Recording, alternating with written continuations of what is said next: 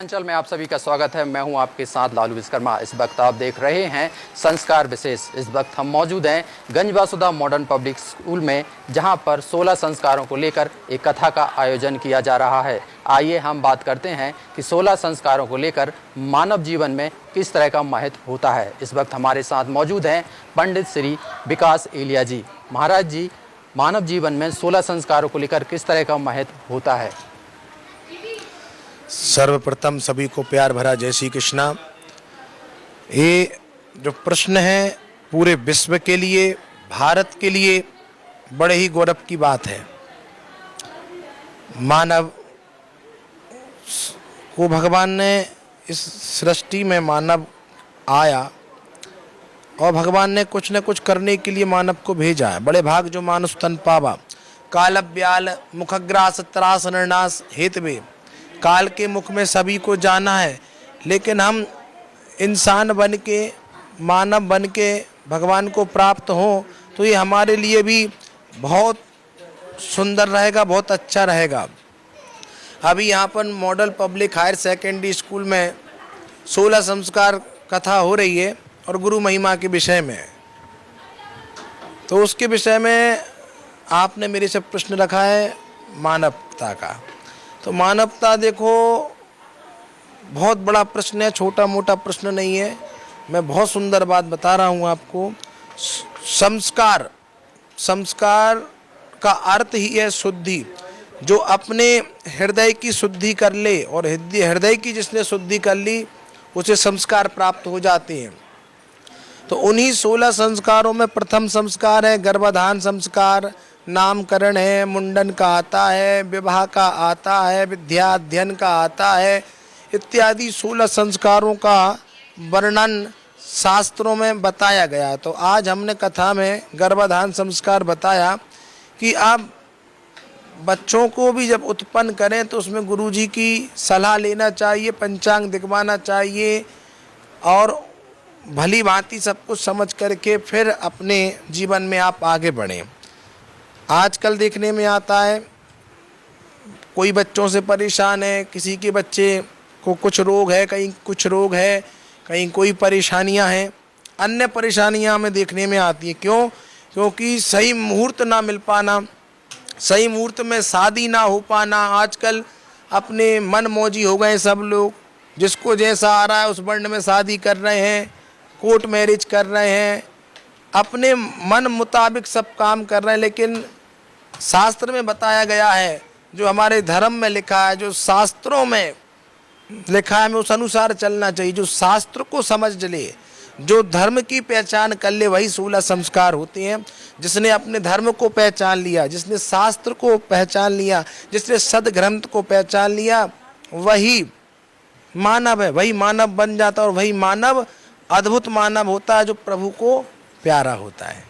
क्योंकि ये शिक्षा संस्थान है जहाँ पर कथा का आयोजन किया जा रहा है, तो बच्चों में 16 संस्कारों का किस तरह का प्रभाव पड़ता है अगर वो इस कथा को सुनते हैं? या शिक्षा के क्षेत्र में भी 16 संस्कारों से कोई प्रभाव है इसका?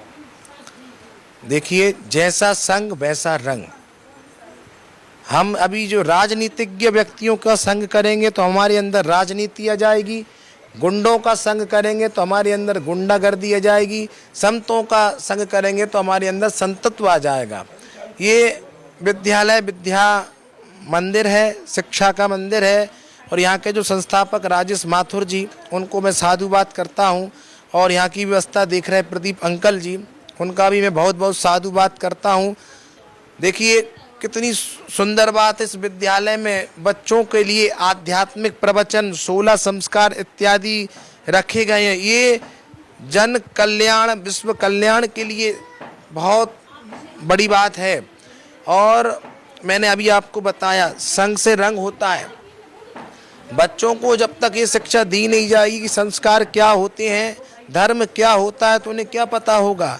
सबको पढ़ाई तो की कराई जा रही, लेकिन धर्म के विषय में बताना आज के समय में बहुत ज़रूरी है। हिंदुत्व के विषय में बताना बहुत ज़रूरी है, सनातन के विषय में बताना बहुत ज़रूरी है।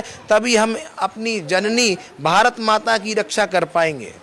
चूँकि और भी कई शिक्षा संस्थान हैं जो कि जगह जगह पर संचालित हो रहे हैं, आपने देखा होगा कि जिस देश की संस्कृति होती है वहाँ के बच्चों को उस देश की संस्कृति के बारे में अवगत कराया जाता है। चूँकि गंजबासौदा में एक अनोखा विद्यालय है, मॉडर्न पब्लिक स्कूल, जहाँ पर कथा का आयोजन किया जा रहा है, बच्चों को 16 संस्कारों के महत्व के बारे में बताया जा रहा है। तो इस विषय पर आपका क्या कहना है कि जिस देश की संस्कृति बच्चों को नहीं पढ़ाई जाती या उससे अवगत नहीं कराया जाता, तो उस देश के बच्चों पर किस तरह का प्रभाव पड़ता है? उन बच्चों पर तो इस प्रकार का प्रभाव पड़ रहा है, वो सब देखने में आ रहा है, जो धर्म की शिक्षा से वंचित हैं। तो आप देख रहे हो, घर घर नहीं बचे, परिवार परिवार नहीं बचे, परिवार टूटते जा रहे हैं। क्यों? क्योंकि उनके जीवन से धर्म दूर हो रहा है। और जो नहीं है, जो कुछ लिखा भी नहीं है, उनको मनगढ़ंत कहानी बता करके उनको गुमराह किया जा रहा है। ये हमारा सनातन धर्म अनादि काल से चला आ रहा है। सनातन धर्म अनादि काल से हम इसको देखते आ रहे हैं, सुनते आ रहे हैं, और इस धर्म को ही हमें मानना चाहिए। और जो गलत तरीके के धर्म पढ़ा रहे हैं, जो गलत शिक्षा दे रहे हैं, वह ये मान लो आतंक को निमंत्रण दे रहे हैं। उस आतंक को हटाने के लिए यहाँ पर जो विद्यालय में जो कितना सुंदर भावजनक यहाँ पर जो आयोजन करा रहे हैं, उनके लिए मैं साधुवाद करता हूँ। ये जो 16 संस्कार हैं बहुत मार्मिक हैं। आपने मेरे से प्रश्न भी किया है, उसका मैं यही उत्तर देना चाहता हूँ कि हम सबको मिलकर के सनातन धर्म की रक्षा करना है, धर्म की रक्षा करना है। और जो इधर उधर जो गलत धर्म बताया जा रहा है, वह हमारा सनातन धर्म नहीं है। जो हमारे 4 वेद हैं, ऋग्वेद, यजुर्वेद, सामवेद, अथर्ववेद, इनमें से ही लिए गए संस्कार हैं। इनमें ही धर्म बताया गया है, इनमें ही कर्म बताया गया है, आकार क्या है, निराकार क्या है, सब ये चारों वेदों में बताए गए हैं। बाकी जो अन्य जो पढ़ाया जा रहा है, अलग अलग संस्था उत्पन्न हो रही है, अलग अलग धर्म उत्पन्न हो रहे हैं, ये किसी भी शास्त्र में नहीं लिखा है, मनगढ़ंत चल रहा है। इसको हमें रोकना चाहिए, इसको हमें बंद करना चाहिए। और हमारे आज के जो बच्चे भटक रहे हैं, जो परेशानी में, वो इसी कारण से है क्योंकि उनको सही शिक्षा नहीं मिल पा रही है। शिक्षा भी होना आवश्यक है, शिक्षा के साथ धर्म की शिक्षा इस इस मॉडल पब्लिक स्कूल में हो रही है। तो इस शिक्षा को पाकर के बच्चे अद्भुत और आने वाले समय में अपने आप को एक ऐसे स्तर पर ले जाएंगे जो वह कल्पना भी नहीं कर सकते। क्योंकि आपका मानना है कि किताबी ज्ञान के साथ साथ सांस्कृतिक शिक्षा भी देना स्कूलों में अनिवार्य है। तो ये थे हमारे साथ परम पूज्य विकास महाराज जी, जिन्होंने बताया 16 संस्कार के बारे में और स्कूली शिक्षा के बारे में कि किताबी ज्ञान के साथ साथ उस देश की संस्कृति के बारे में भी बच्चों को अवगत कराना जरूरी है। तो आप देख रहे थे संस्कार विशेष। मैं था आपके साथ लालू विश्वकर्मा। आप देख रहे हैं बैतवांचल न्यूज़।